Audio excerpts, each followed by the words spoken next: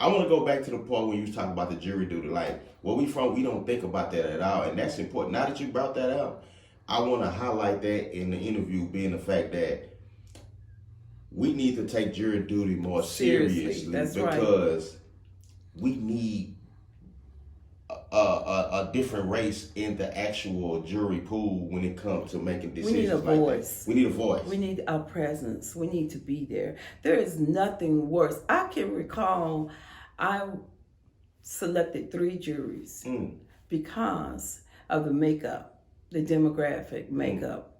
You want to be charged or you want to be sentenced by your peers. And if you have an all-white jury, that's not your peers. Like right now today, when you see, when you're in court and you see the jury pool, they be predominantly white. Absolutely. They show up. And they showing up. They're showing up. They're showing up. Grand juries, we need to show up. We need to be vocal. We need to make a difference. And I think voting this election is going to make a difference. You think voting? Okay. This is not on subject with what you do for like lawyer, but I want to talk about that since you brought that up. Do you think when you say voting, when you vote, let me ask you this first. When you say voting, you mean like voting for who? President, city council? I mean everyone, local. You need to start with the local election. You need to know who your district attorney is. You need to know who your police chief is. You need to know who Harris County clerk is. You know to know your judges. You need to vote for your judges. You need to know who you're voting for. So get to know your local officials.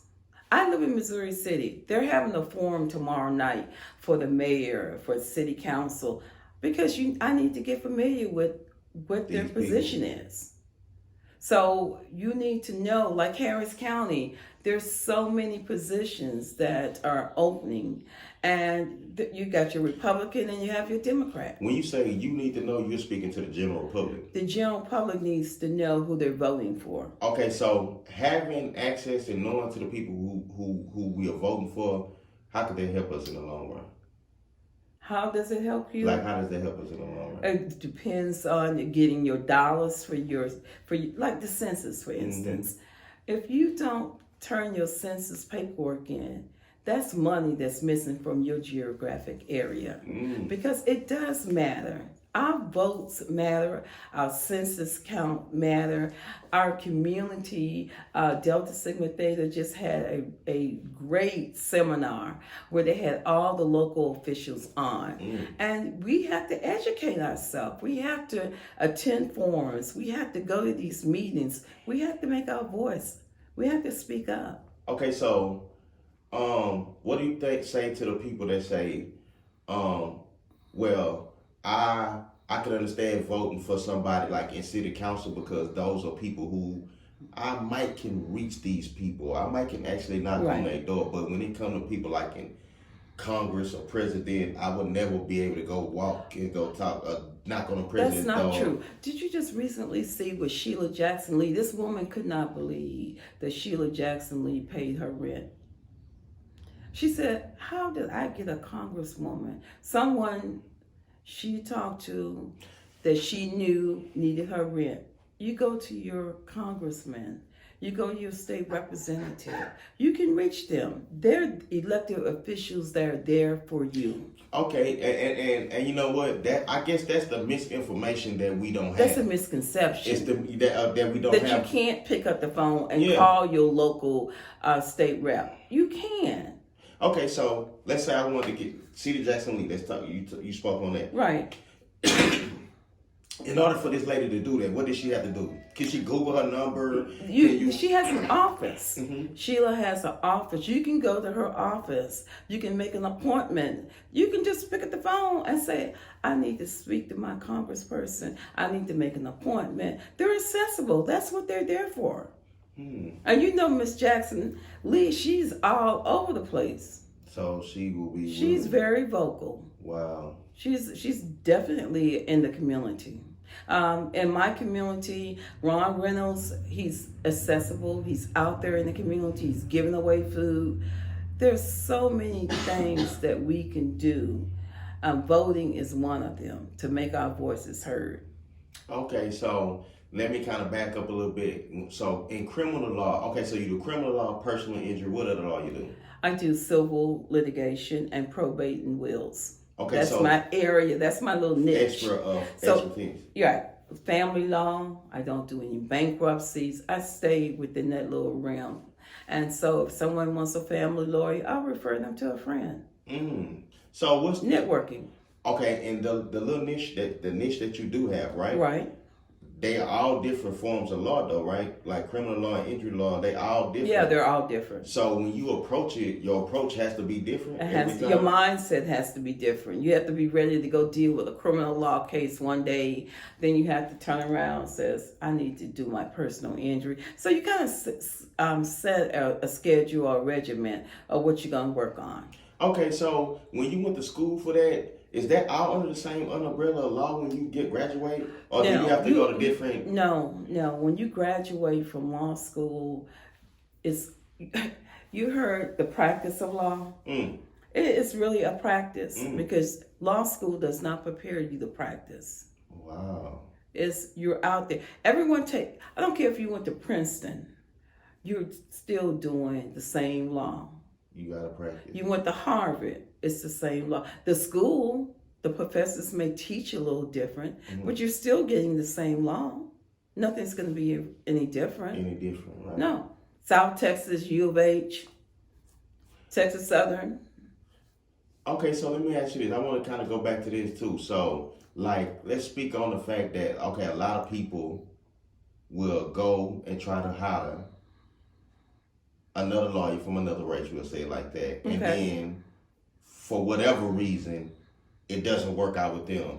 And they'll pay their whole full freight. And now they want to come back to you and with the crumbs, and we spoke on that. Like, you seen that happen, right? Absolutely. So, like, okay, first of all, give me the feeling of what it's like to even go through that, and then we'll go from there.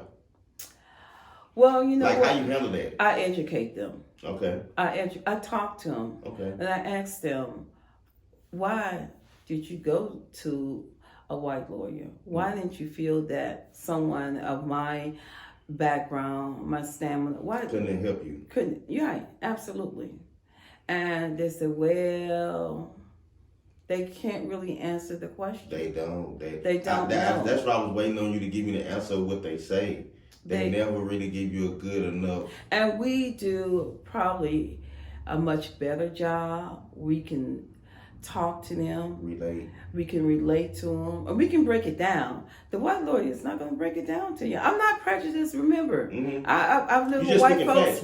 I've lived with white folks all of my life, you know. But I just know the truth is they can't talk to you about Joe Blow because Joe Blow has issues.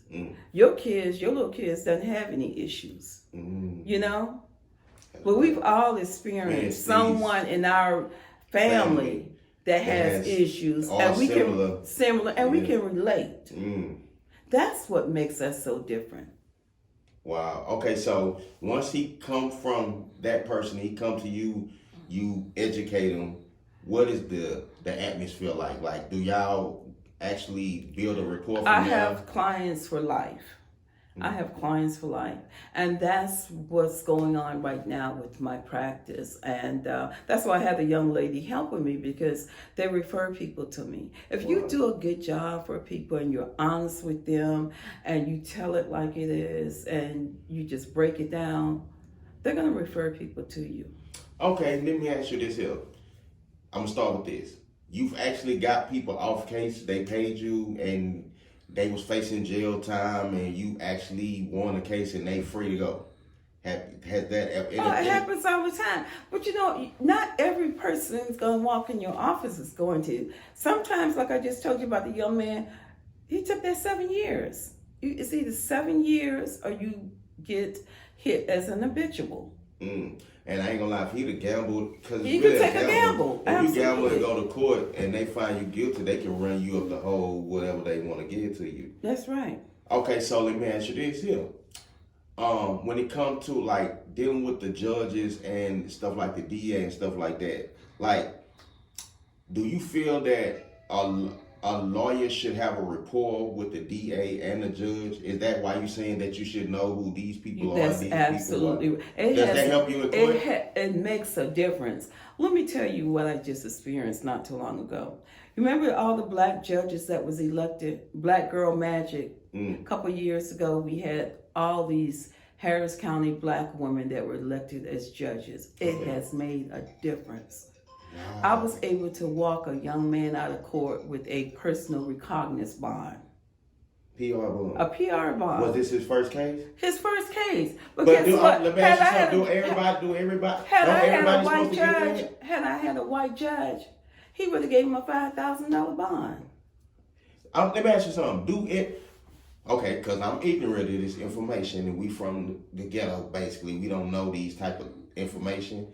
From what we was told, on your first case, if you never did nothing in jail or never did no crime, you supposed to get a PR bond. No, who told you that? See, that's what I'm saying. This is misinformation. No. That ain't how they work. No, absolutely not. And can you get more than one PR bond? Because they told us you can only get one. I've never heard of that before. So you can get more than one PR bond. You mean if you have two cases? Let's say you committed a crime in 2000 for the first time ever, and then 10 years from now you commit another crime. Could you get a PR bond? Absolutely. Wow.